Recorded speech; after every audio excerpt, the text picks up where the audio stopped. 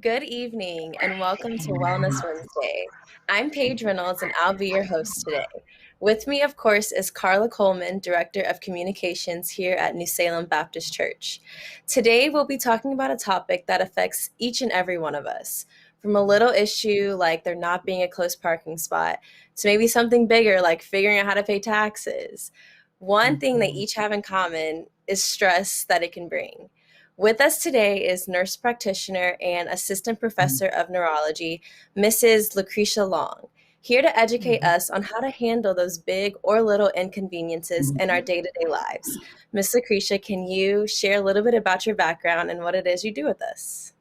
Absolutely. So, good evening, New Salem, and thank you, Paige, for the introduction. Before I start, I wanted to just openly really applaud and thank Mrs. Choi for the opportunity to present tonight. I've been excited and looking forward to this thing. I know that Wellness Wednesday is a huge passion for Mrs. Choi, so again, wanted to openly thank you for the opportunity to share tonight. But so, as Paige mentioned, I'm an assistant professor of neurology and nurse practitioner at Ohio State. Been there about 30 years.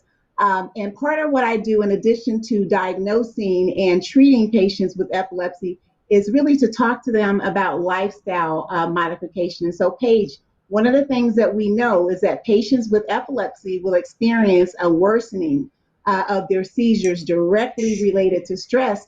And so I've had the opportunity over the last 25 to 30 years or so to really talk about not just identifying what stress is, but also to give patients an understanding of what some of those triggers is for stress, and also look at some modification interventions, again, as we look at tackling this thing that, as you mentioned, is really prevalent for each of us. And so with that in mind, my goal today is really to offer some dialogue, if you will, on identifying what stress is, and certainly what is a stressor for you may not be a stressor for me, and vice versa. So we're going to talk about that. Also, to talk about some of the physiological changes that happen in the body, again, directly related to both acute and chronic stress. And this is really important. So being able to identify these subtle stressors can be very important because those things can lead to some devastating outcomes in terms of chronic conditions. So we'll talk about that. And then we will kind of dive into some of the practical things that we can do, even in the presence of the chaos of the pandemic, again, to minimize the impact that stress has on our body, again, on a day-to-day basis. So with that in mind, I'm going to have you start to share the screen, and then we'll kind of dive into this thing called stress. Great. And so as Paige is getting ready to screen share, I want you guys, those of you who are listening in, to feel free to, I want to know what you or how you define stress. So again, keep in mind, it's not a right or wrong answer. What is a stressor for you may not be a stressor for me. So in general, how do you guys define stress? And I'll start, I'm going to stress you out, Paige, by asking you to talk about how do you define stress, or what is stress to you? Again, not a right or wrong answer. Everything is different for each individual. So how would you define stress? I would define stress as something that makes me feel overwhelmed, makes me feel like if I can't do this and all of this, like it feels like the end of the world, even though I know it's not, but that's just the feeling I have from whatever is going Uh-huh. on. Sure, sure. And so, Carla, what are your thoughts? And if we have some people in the chat documenting their perception of stress, feel free to kind of elaborate on that. Otherwise, we'll just dive in and I'll give you my impression of stress. Yeah, I have to agree with Paige. It's more so Mm-hmm. that feeling of being overwhelmed, that there's so much going on at once, or that you don't feel like you have complete control over a situation. Sometimes I may be stressed and I'm not even realizing it. I think it's just part of my normal day, but it is affecting me physiologically in some way. And I look back on it and wow, I'm really tired, or Mm-hmm. I snapped at someone and I don't know why I did that. And that's when I Mm-hmm. know I'm in a stress mode. Or if I forget something. I continually, throughout the day, I'm always forgetting something. That's when I know I think I'm stressed. Mhm. That's excellent. I mean, you just gave the whole presentation. No, that's good, really good. So go ahead and kind of if you can start to share the screen. But so for me, stress is really, I kind of define stress as really not what happens to you. So it's not the demand, it's not the insult, but rather your reaction to that challenge or that demand. And so that's really important because we really can see stress differently, and our perception of that has a direct correlation with the outcome of whatever that insult is. So, next slide, please. Really important for us to understand that what is stressful for someone. So what is stressful for you, Carla, may not be stressful for me, and vice versa.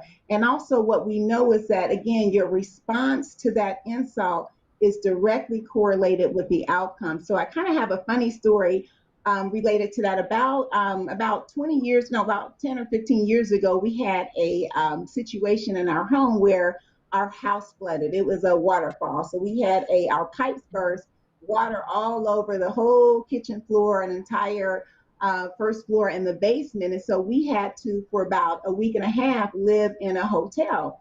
And so my youngest son, some of you guys know Dominique, he's my hyperkinetic, kind of energetic son, and he is unpacking in the hotel and he is excited. He's like, Mom, this is so exciting. You know, we have a water pool downstairs and a jacuzzi, and can I invite friends over? And I'm kind of looking at him like, this is not spring break. This is not Aruba. We are in this small little condensed room. But his perception of that thing was a lot different than mine.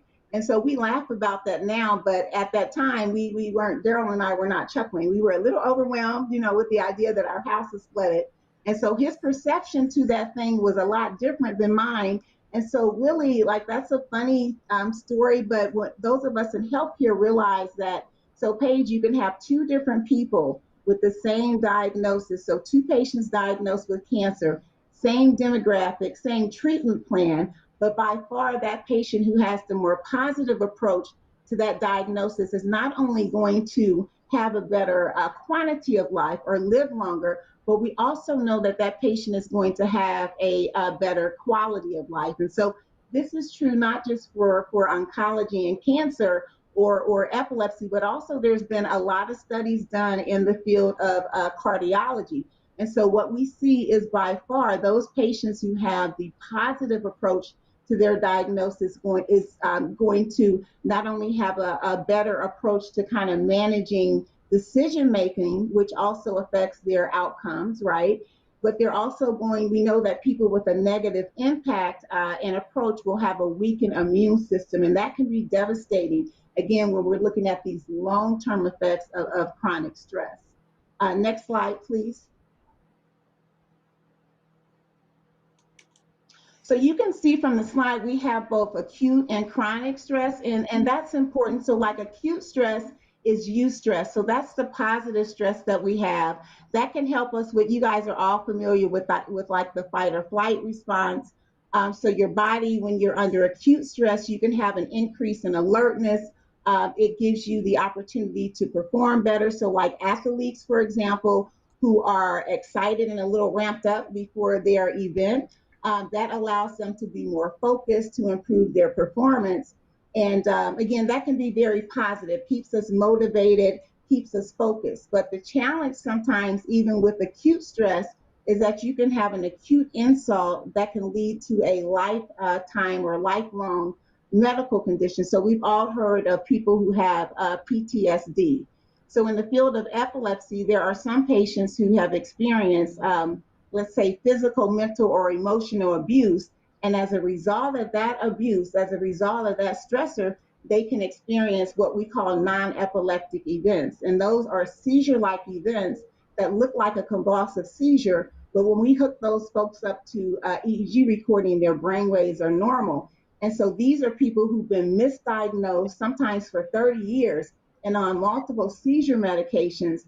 And when we bring them into our monitoring unit, we see that they've been misdiagnosed and they have something that is similar to PTSD, and the treatment is very different. And so these things are very important to note. Acute stress can be a trigger for some long-term complications. Generally, acute stress can be helpful, with a fight or flight response. But again, some of these acute stressors can cause some chronic long-term complications.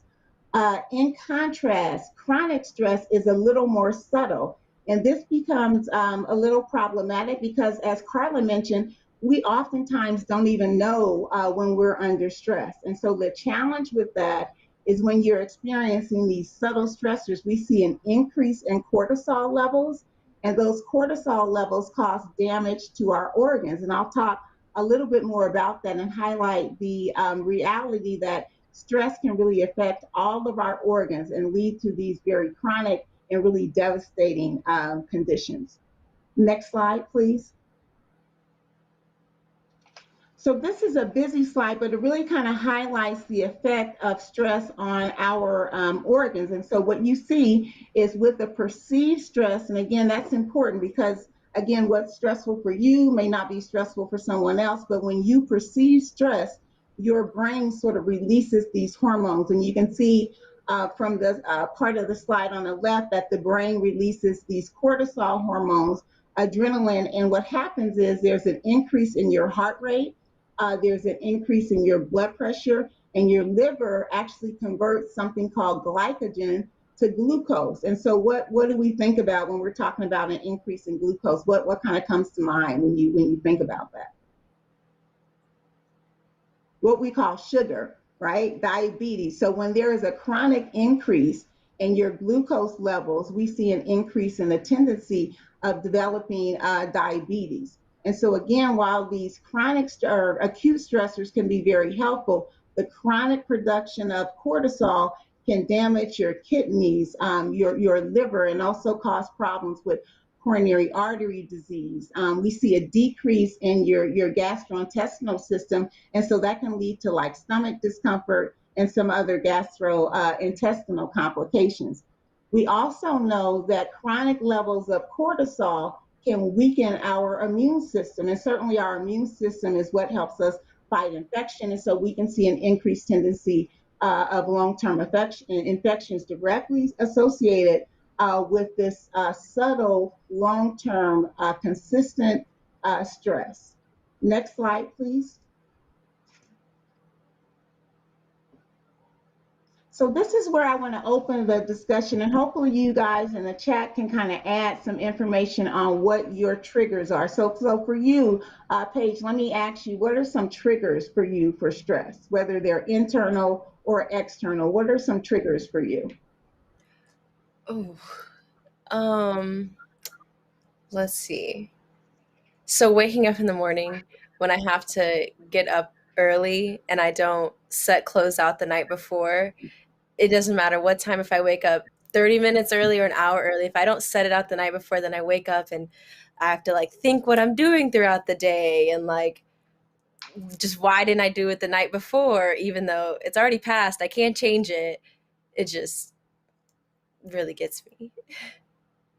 Yeah, and that's a good one. I actually I have that listed as one of my examples, the idea that we need to plan. And so some stressors are internal while other stressors are external. And I have a slide that kind of highlights that, but that's a really great example about the need for us to kind of plan in advance and make sure we stay organized so that we're not at the last minute trying to find that red shoe. You got one of those red shoes and then you got everybody in the house looking for that shoe for you. So the idea of planning can be really important. Carla, how about for you? And it looks like there's some information in the chat, but what are some triggers for you, whether they're internal or external? My cell phone and in any, when I have a lot of, uh, text messages coming in at once, even though I use messaging all the time, and like it as a tool because it keeps me connected with all of my my clients and the church and my friends, etc. Sometimes Mm-hmm. during, especially first thing in the morning, it can be very stressful if there's too many going at once. So Mm-hmm. I So I found think I myself might have at added certain to times. that stress. I think I sent you about 5 text messages the other day. I'm sorry. Well, no, that's okay because I'd like to get the information quickly, but at the same time, I have to find a way to regulate it as well. Absolutely. Absolutely. And I don't know if there are some chat items that we want to talk about. If not, we can advance the next slide. It looks like there's a couple of items. Discussion of money. That's a big one. That is something that, again, it can be definitely an external and an internal trigger. We're going to talk about that when we go over some examples of some of these things. These are all really great examples that people are putting in the chat. Knowing that I'm meeting, it looks like I missed that one. That was pretty quick. Conflict with others. Yeah, those are great examples. Let's advance the next slide because I want to talk about again the difference between these internal versus external stressors. And really, so internal stressors are really those self-induced stressors. And so Paige and Cart, you guys actually just had some great examples of that. So a lot of times we have these internal stressors that we can really sort of, if we focus on minimizing and trying to organize these things, we can kind of control the internal issues. My biggest one when I look at this list is overcommitting. I'm kind of type A. Those of you who've worked with me before, Carla is smiling, you know that I'm a little type A. And so I like being diverse. I like being able to do a variety of different things, but I've had to learn over the years that sometimes that can be very stressful for me. And so I will like overcommit to something, then I'm walking around mad, and then my husband's like, who you mad at? Like you're the one who overcommitted. So that's something that I can control, right? Because you can learn to say no. I'm much better at it now than I've been in the past, but that is probably, as I look at my triggers, that is probably the biggest trigger for me. The other thing that a lot of people that I see in my field is that a lot of people are worrying about the future. And so, especially now, in the presence of this pandemic, and, you're worrying about, am I going to catch COVID? How am I going to deal with finances? For me, my kids, I'm worried about did they pick the right major, or are they surrounding themselves with Christ-like people? And so, all those things we can kind of get in a situation where we're worrying about it. And I think it's great to be a planner. We need to plan for the future, but we should not be worrying about the future. So that is the difference between planning and being proactive and worrying. I recently, as I looked at this guilt thing, I think guilt is powerful. We have to be very careful. I had a patient who she was a worker, so she worked. She was the financial person in their family, and her husband was sick, and he ended up passing. And so she had so much guilt because she kept thinking, well, maybe I should have quit my job to take care of him, and I should have been spending more time with him. But we walked her through that thing and said, you have to sort of get past that. We can't change the past, and all we have is the present. And so you did the best you can with the resources you had. You were the financial provider, and you did everything you could do for your husband. And so we got to let that guilt go. One of the things that I talked to her and other patients about who are really suffering from guilt, and it's common, very common, is to be able to embrace the present and to embrace those folks around you now. Embrace your children, your parents. So all those people that are around and present now, do what you can with those people and kind of, be prayerful, but let that guilt go because we really can't change the past, or we can embrace the future and just keep moving. And God has forgiven us for all these things that we feel guilty about, decisions that we've made in the past. So we need to be able to move forward and get past the guilt. And it's tough, it's a process. But that's one of the things that I see that's prevalent in my practice. A lot of people sort of suffer from guilt and looking at the past challenges that we all have had, and not being able to focus and move forward with the present and the future. So that's something that's really important. And then Paige, you mentioned the idea of poor planning, and you just, the examples that you mentioned were exactly what I was going to mention today in terms of being prepared and organized. It's tax season. So get a little folder and label it with the dates on it and put all those receipts in there, put your W-2 forms in there so that when it's time to get all that information together, it's already prepared and you're not frustrated and slamming doors, and trying to figure out where all these things are. Organize your closet. A lot of us are, I like to get one more thing in, one more thing in. And so sometimes you're not planning in advance. And because of that, you find yourself in a situation where you're, again, looking for that shoe or looking for the shirt, and you got everybody else in the house running around trying to find clothes for you. Whereas you just stay organized and get that stuff ready and plan in advance, you can minimize these self-induced stressors. So that's really, really important. And so I don't know, I want the audience to maybe, if they're able to chime in and talk about some of these internal triggers. I think that is important. And I think, Carla, you or Paige mentioned early on that sometimes you don't even recognize when you're under stress, and you may not even recognize what your triggers are. And so if you, those of you in the audience, put some of those triggers in, because you might bless someone else and give them the opportunity to kind of recognize that, boy, this is a trigger for me that I didn't even think about. So I think it's helpful if we kind of feel free to share some of the triggers that we've had. And so we might be able to bless somebody who's listening in the audience as well. Let's move on to some external triggers. I think we have we talked, somebody mentioned in the chat about finances, and that's always a challenge, trying to make sure we can pay the bills, that the kids' tuition is paid and the house note, all these things have always been a stressor. Definitely work-life balance has been a challenge forever. I think especially for women and men on the call, we know you guys do a lot too. For women, we want to be it all for everybody. We want to be the top worker, and then we want to be, the parent with the sports and do all these things. So we've always had some challenges with work-life balance as an external stressor. This year, I think, has been exceptionally challenging, and I really applaud those of you who have younger kids where you've had to balance not just your work, but you had to become a teacher overnight. And nobody gave you the resources to become a teacher, but they expected you to be an expert teacher overnight. And so that thing of being able to balance out the hybrid schooling and keeping those kids focused, dealing with technology, has been really overwhelming this year. I think for me, this has been the most overwhelming year for external triggers that I have personally ever experienced. So for me, probably my biggest external trigger is family. So when something happens to somebody in my bubble, in my circle, like something happens to my husband or family member, and especially my kids. So some of you know Daryl and I, we have these little nicknames for each other. I call him Chocolate Drop, and he calls me Coco, right? But sometimes I can go from Coco to Cray Cray, like real quick. And so he's always laughing and looking in the room like, is she Coco or Cray Cray? Like, which one is she today? But a trigger for me really is family. I can kind of let stuff brush off if it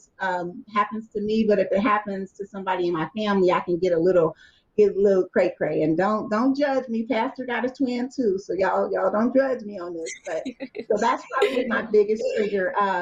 The other trigger for me is work, and so we all have. So many years ago, when I was a novice nurse practitioner, I would have patients who, or staff nurse, I would always get so irritated when a patient called out, like their call light, and the nurse was, 20 minutes later, she's still in the back and gossiping and eating. And I'm like, if that was my mama in that room, and the Lord had to say, that's not your mama and that's not your business. And so you can't really expect you out of someone else. So I'm going to say that again. You can't really expect you in the way you would respond to something from somebody else. I have a big challenge with people who have a questionable work ethic. Like, those of us who are Christians, we work really hard. And so when we see other people who aren't as engaged and motivated in their work practices, that can be a little overwhelming because we expect people to be us. And you can't do that. I've had to learn that the hard way. So I think, again, for me, family stressors and work-related stressors are probably my two biggest external triggers. And I don't know if you guys have examples of external triggers, or maybe those of you listening in where you can just dive in and add some of that. But as we're doing that, COVID, we've been dealing with COVID for over a year, and it's been overwhelming. We're gonna beat this thing, so know that we're gonna beat COVID. But it's been overwhelming to transition to a new way of life. And those of us who are extroverts, like I love talking to people. I'm very engaging, and I love to be around people. And we had to halt that thing this year. So that was an external stressor that none of us predicted. 12 months ago, none of us anticipated that we would be in a situation like we are today. And so again, those external triggers are something that are very overwhelming. And we have to, again, realize that we can't control the trigger, but we can, again, control our response. And that's what matters as we look at these long-term complications associated with chronic stress, whether it's internal or external triggers. But certainly dealing with, the issues with the folks in the White House, that thank God we don't have to deal with that anymore, but folks in cages, and it was so overwhelming. The Floyd case was traumatizing for me, the insurrection. So all of these things that we had to deal with, again, are not things that we can control, but clearly we can control our response to those. So let's go to the next slide and look at some more practical things that we can do. And I'm hoping that the audience will dive in. I'm curious to know what works for you. So what kind of things have you all done in the past to help with eliminate stress? So what in general has worked for you with stress reduction? Yeah. Lucretia, as they're putting that in, there was some good examples of the stressors that they had. So there was having many work deadlines, having conflict with wife and daughters, removing negative energy, tempered tempers, work and balance life, or just some of the examples they put in. And then a good question that was there is, if you enjoy your work and what you're doing, but it's hard, but you enjoy it, is it really stress? No, I don't think that it is. So like I love my job, and there are moments when it gets a little stressful for me. It's typically when I'm trying to multitask and I have again overcommitted. Like that's when I feel like I'm most under stress. But I think if you love your job, I don't really see that as a stressor. I think there are some things that happen in our workplace, even for people like us who are passionate about what we do, that can be a trigger. But I don't really see that. I don't really see that as a stressor. And remember, it's really not what happens to us, it's our response to that. So again, it depends on your reaction to what is occurring in your workplace as to whether or not you view that as a stressor. And again, remember, my son Dominique, he was happy with that little stressor event. And so your response to it has everything to do with that outcome compared to what you think that insult to. So I would say the answer to that is no. If you enjoy what you're doing, you will have some triggers, at work, like anything else. But I think in general, I wouldn't necessarily view that as a stressor. Yeah. So would you say that figuring out a way to cope with that stress or with that problem is better than it just being stress in general? Absolutely, absolutely. Because remember early on we talked about those two people with the same diagnosis. Those people with cancer, they had the same diagnosis, but the outcome of that thing is what mattered. And so that person with the positive approach is going to have, again, a better proactive approach in terms of decision making, a better approach in terms of minimizing the effects of inflammation, and also that weakening of the immune system that we see as a result of chronic stress. It really, in my impression, has to do with the outcome of that thing. And so no matter how many, deadlines that your boss is giving you, you have to have an approach to that. And sometimes that approach is talking with that boss about some other innovative ways that he or she can reach those same goals, with maybe delegating to other people, planning out how you might be able to meet those deadlines. But my impression is that it's all within the approach. The insult is not as big of a deal as your reaction to that thing is. So that would be my impression of that. That is great Um, advice. Thank you. So the next slide, real quickly, I hope we're doing okay with time. But wanted you to talk about some stress reduction techniques. And so Let's go back to the other slide. I think there was some information I wanted to mention on the other slide. So yeah, we know that art therapy and taking up hobbies can be an amazing thing to do in terms of stress reduction. There are studies after studies that really support the idea that there are some physiological changes that happen in your body in participating in something as simple as art therapy. So there have been studies done way back in 2007 where they looked at outcomes in patients who participated in sculpting and coloring. Actually, there's something called adult coloring. And so what that does is it releases these positive neurotransmitters and positive hormones in your body, which improve your mood. And so they've done study after study looking at this, even in students. So those of you who are students who get test anxiety, I used to have test anxiety as a student. And what they found is that even 15 or 20 minutes of coloring or engaging in some type of art therapy can not only improve subjective measures of mood, but also objectively, it can lower your cortisol levels. So there is a physiological change that happens in something as simple as coloring. So those of you who are homeschooling, if you're getting a little worked out, get a cheap coloring book. You can get those at the dollar store and spend some time, family time, simply coloring. So those are easy things that we can do, cheap things that we can do to help with this stress response.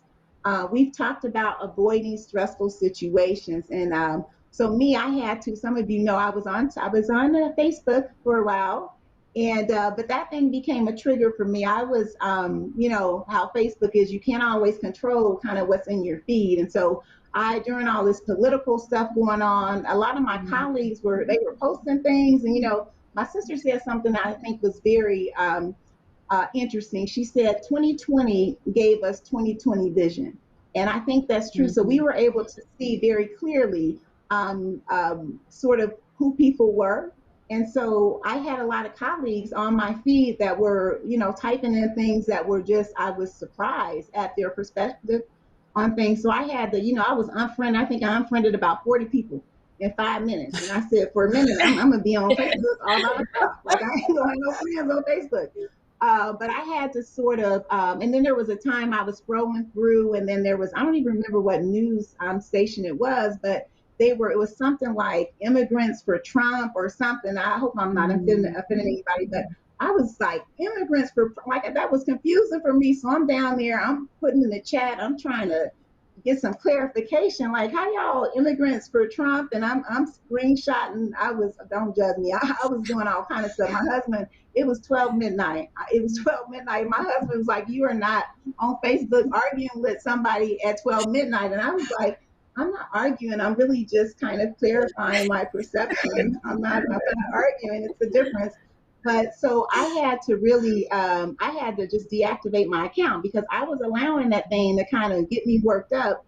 And I was like, I need my job. I can't be getting fired over some Facebook stuff. But so for me, that was a trigger. And it's important to be able to identify triggers. Now, Facebook is awesome. Like Mrs. Troy, as you guys know, has done an amazing job on Facebook. This Wellness Wednesday, y'all know more about COVID than the infectious disease doctors do. So y'all, it's just been beautiful. I also enjoy Pastor Sermon, on Facebook. Some of you who were probably my Facebook friends, I have an aunt who lives in Texas, and on Sundays, it was almost like we were right up there in New Salem with Pastor. I'm Charlie, I'm texting stuff in the chat, and we like, go ahead. We got all that my love thing going on, and we just having a blast. So I missed that part of Facebook.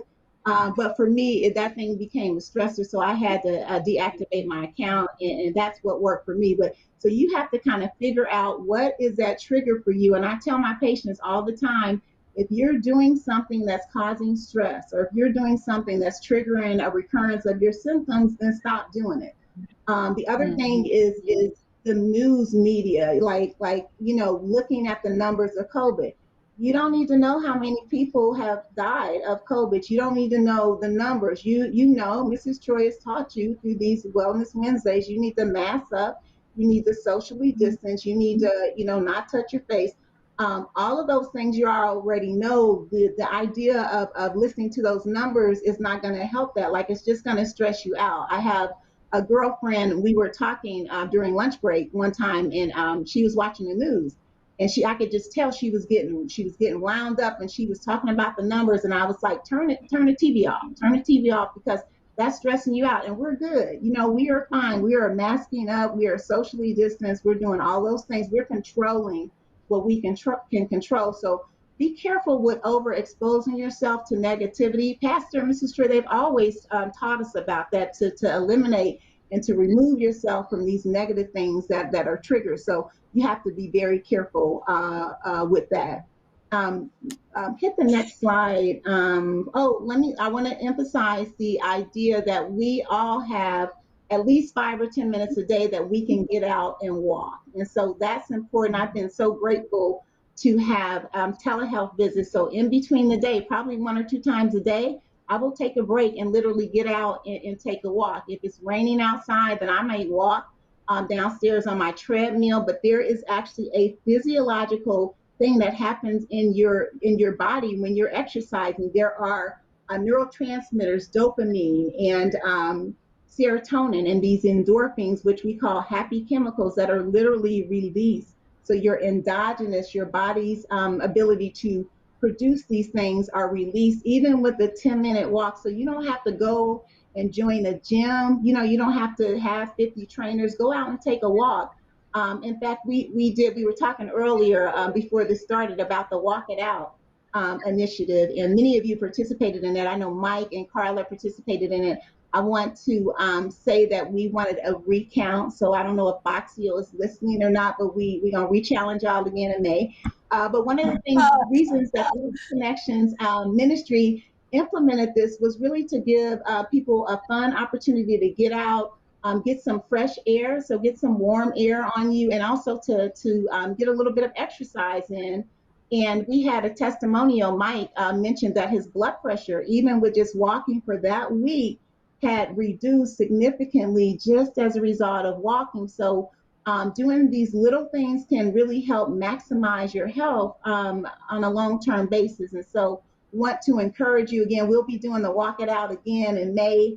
But encourage you just to get out, find a partner, somebody in your bubble, mass up if you need to, and get out and just walk for a little bit and enjoy. Also, I want to shout out to the people in the Health Connections ministry, though, real quick, if you guys don't mind. Mitchell Dent, Susan Bond, and Karstine Bowman, and Shannon Phillips actually were awesome. We had this 2 months in advance. We were meeting every Saturday, so I want to applaud my Walk It Out group, and obviously Mrs. Troy and everybody for giving us the blessing to participate in that. So wanted to do a shout out for that. The other things that you can see, and again, those of you who are listening in, please feel free to put your comments on what's worked for you. Again, I don't profess to know everything, but want you to share some things that have worked for you in terms of relaxation techniques. I want to mention also that this idea of mindfulness is really important. I have a Fitbit, and one of the things that I have on my Fitbit is the opportunity to engage in these 2-minute stress relievers, and those work. I was not convinced that worked, and so when I mentioned this to one of my patients, I was like, let me check this. And so what I did was I assessed my pulse rate. It was 88 before I started this mindfulness relaxation video. It's a 2-minute video. And so it was really about deep breathing exercise, breathing in and make sure you're exhaling out and really pushing that out so you feel it in your stomach. And at first I was like, this ain't gonna work for me. I'm kind of type A, so I need some objective data. And my pulse rate literally dropped from 88 to 74 in 2 minutes. So this idea of deep breathing exercises, it really works. And it's cheap, it's free. You don't need a Fitbit. You can go on Google, type in 2-minute meditation, and it will give you an abundance of videos that you can use at any time to help, again, with these relaxation techniques. So journaling can also be very awesome. It gives you the opportunity to identify what those triggers are and to better intervene. So that can be fantastic. Massage therapy.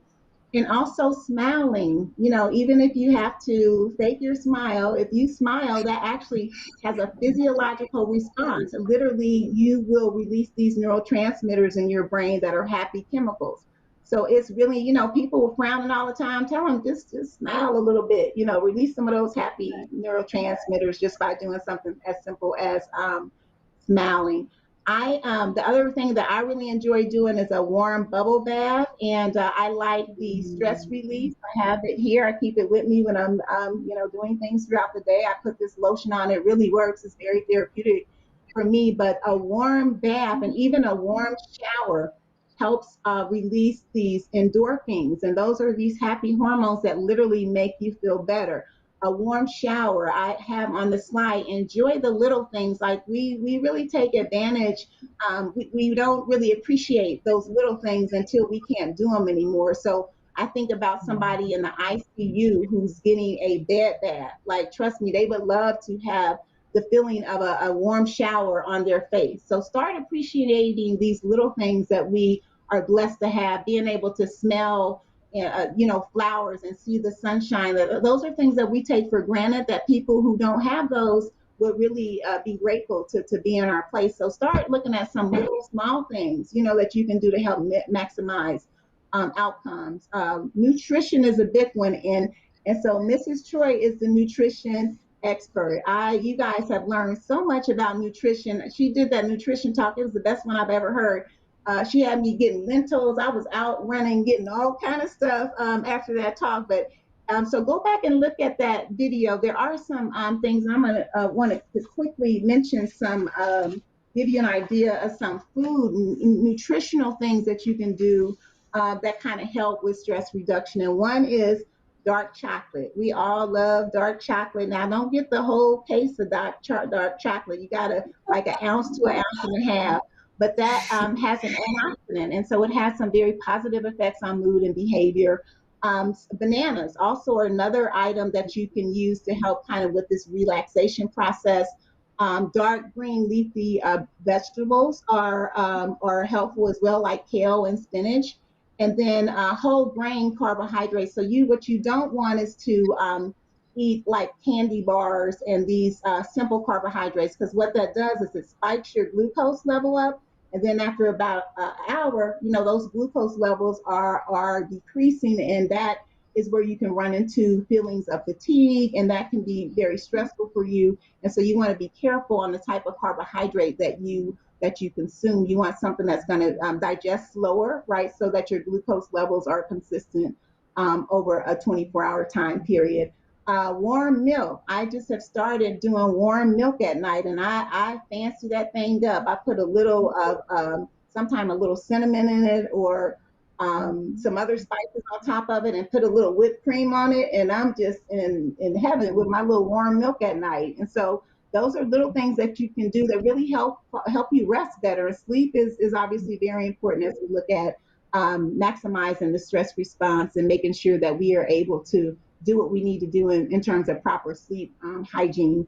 Other things are avocados and then fish. So, like tuna and salmon are also things that can be helpful in terms of releasing some positive hormones in your body. So, take advantage of some of these things that you guys are now expert of, because Mrs. Troy has really done a fabulous job with the nutrition piece.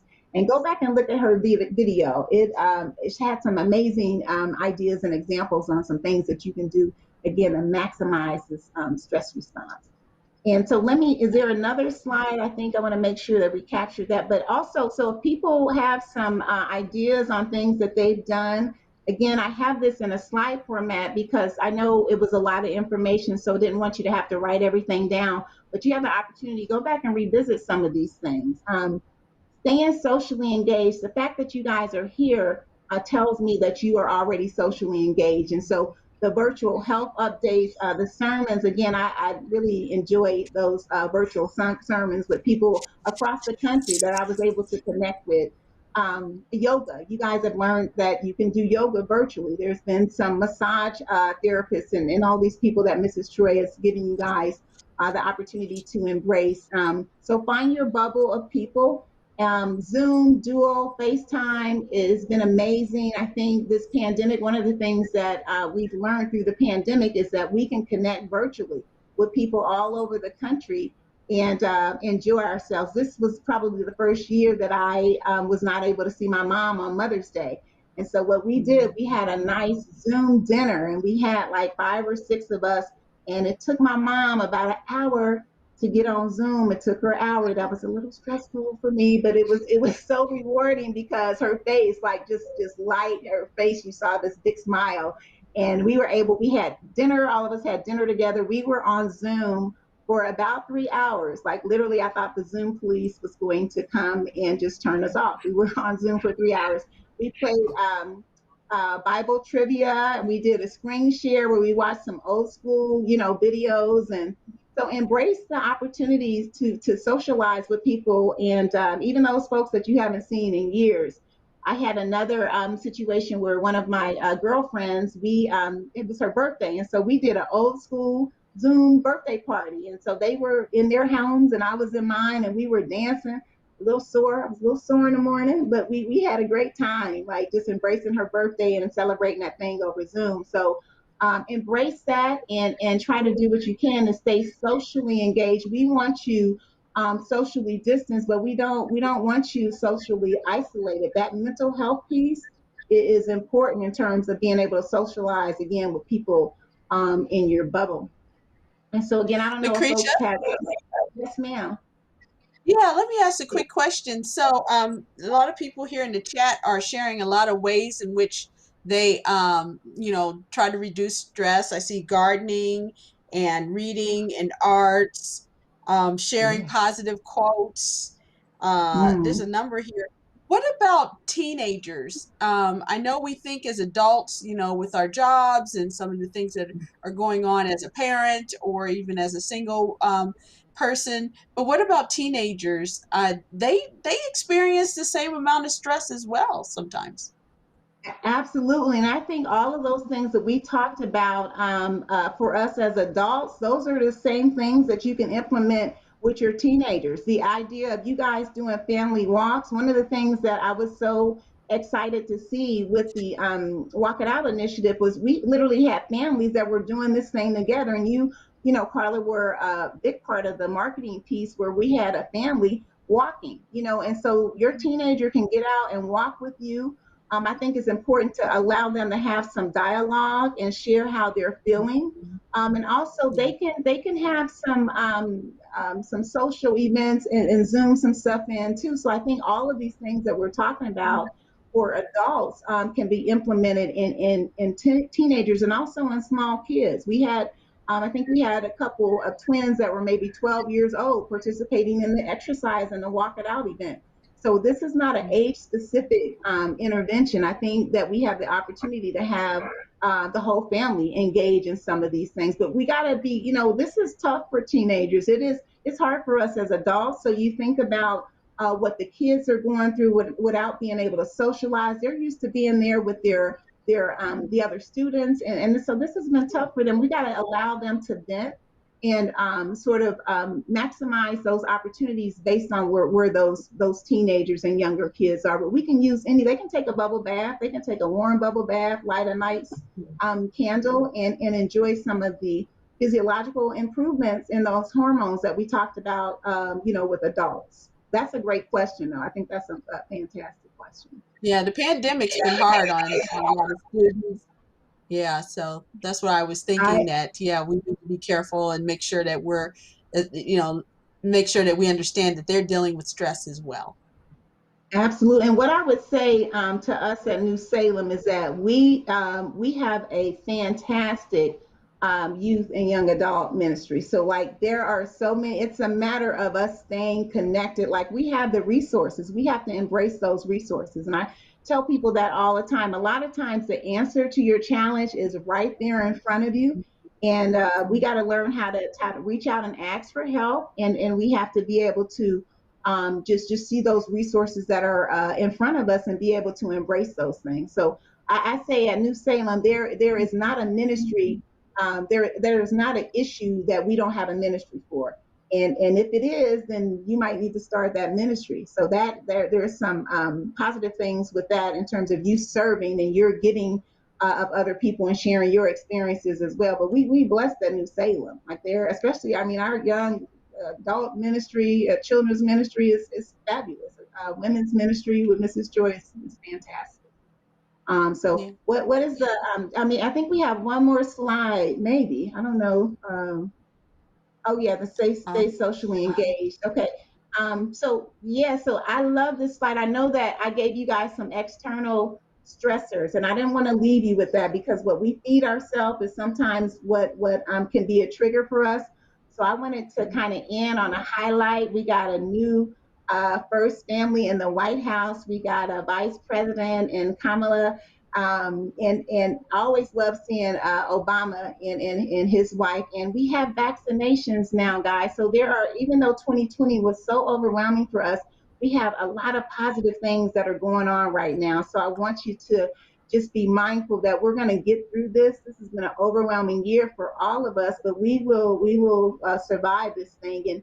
And you talk about scripture. So I love Philippians 4, 6, and 7. That's my favorite scripture. Whenever I'm feeling a little overwhelmed, I think the word says, be anxious for nothing, pray about everything, give God thanks, and he'll give you peace. So we got to focus on, and Pastor just talked about peace and how we can, even in the midst of chaos, embrace some peace. And we can do that. We have the ability to control some of that. It's hard, very hard, but we have the ability to control some of that. And so we have a new first family in the White House, but we need the next slide, please. I really wanted to end on this note because even though, we have a new first family in the White House, we have our own first family. And so I am just, again, so grateful to be a part of New Salem. And, Pastor and Mrs. Choi have blessed us with they have just provided us with an abundance of resources, financial health, physical, mental health. And so they have poured into us. And so I just want to applaud them as our first family at New Salem. And so focus on them. Think about them when you're getting overwhelmed. Think about this beautiful picture and the fact that they have really given us at New Salem everything we need. We are in a situation that some other people aren't in. And so not every church has been so comprehensive in terms of providing us what we need. So wanted to kind of end on that note. And any questions? I think we have a few more minutes. So wanted to open it up for questions and also to keep putting that input in there about some things that have worked for you and some triggers because folks can go back and revisit that and it might be a blessing for them. I'm certainly looking forward to going back and looking at some of the things you guys have typed in because I'm happy, eager to learn from you guys and hopefully you guys learned a little bit from me today. So I appreciate this opportunity. So are there any other questions in the chat? Look, some easy questions. Don't stress me out asking me no hard questions. Just kind of Yeah, I didn't. There's a lot of good advice in the chat of what people are doing to cope with their stress. But I had a question regarding there's so many types of dietary pills and supplements you can take, and so there's obviously like stress ones. So do those actually work, or is it really based on what you were doing in yeah. your life? I'm going to say that I'm not a fan of supplements. I'm really not. I think that there are so many natural things, natural food items, and I can share this list with you guys. Maybe we can post it. I'll give you the link, you guys, the link, and you can put it in the chat. I'm not a fan of supplements. I think that there are too many natural things that we can do and embrace. There's teas, a lot of people like green tea, peppermint.